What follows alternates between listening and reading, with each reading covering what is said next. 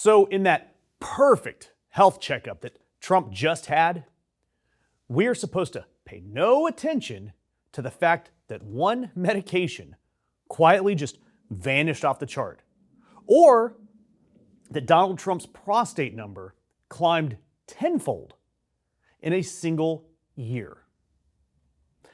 And the pill that's missing off of the report is a hair pill. You might know it as Propecia, the hair loss drug that millions of American men take. And medically, if you look at it, it's one of the least frightening things you can be taking.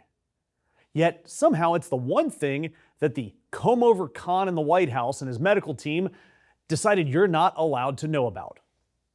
3 of his own former doctors have said for years that Donald Trump takes it. Yet in this latest report, it's gone. And there is a reason this turns into a real story. Finasteride, I think I'm pronouncing it right, it does a second job. It lowers your PSA. That is the blood number that doctors watch out for to check for prostate cancer. You take the drug, the number drops.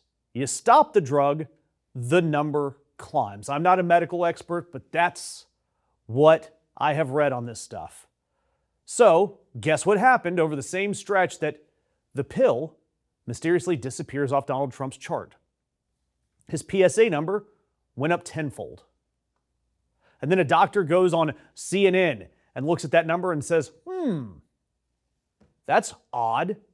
So either Donald Trump stopped taking his drug and his prostate just started flashing a warning light that nobody wants to discuss, or he's still on the pill and scrubbed it from the page anyway. Then you'd think that the White House would want to clear that up. You'd want to get out ahead of that. Yet the White House's actual response, the report, reflects all medications deemed clinically relevant to disclose at this time. So who deems it clinically relevant? In this case, it's one of the times that it's likely the patient. I mean, who gets to personally sign off on his own medical report? That's how things disappear off this thing. That's how things keep coming up perfect. A 79-year-old having a 30 out of 30 on a cognitive test, and he wants a smiley face sticker for it. And by the way, again, I just have to point out that this perfectly healthy guy at 79 years of age sees his doctor once a year, right?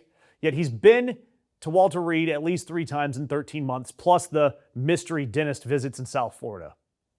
I mean, it sounds like Donald Trump has a punch card for his doctor going. Buy 9 physicals, get the 10th dementia screening for free. And by the way, Propecia comes with a side effect label: depression, sexual dysfunction, and right on the box, enlarged breasts.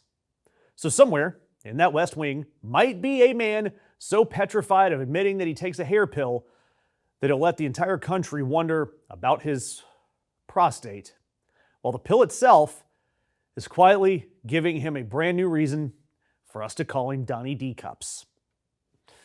Of every single item on this nearly 80-year-old man's medical chart, finasteride is the one that your dentist or doctor wouldn't blink at. It is a participation trophy.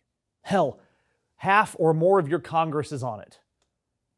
And it is the one thing that this White House is treating like nuclear codes. I want you to think about why.